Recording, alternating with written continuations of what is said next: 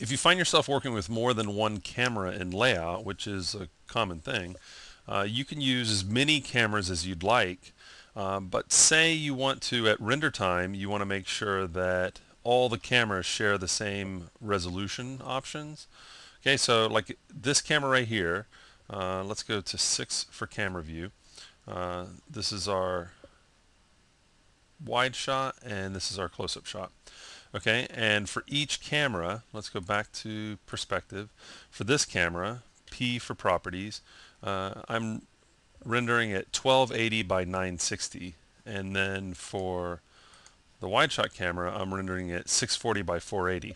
Now, say I want to change that. Say I want at render, this is what I'm doing whenever I'm working, but at render time I want to make sure that all the cameras have the same properties. Now, if it's just 2 cameras, you might find it easy to just go and adjust the settings, but what if you've got 6 cameras, 12 cameras, and you just want to make sure? Well, there's the use global option in the camera properties for the resolution.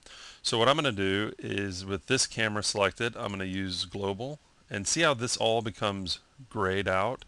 I can't change it. If I select the second camera and use global, that becomes grayed out. It's now going to pull its resolution option information from the render globals panel. So let's go over there. I'm going to go over to render globals, and right here are my resolution options.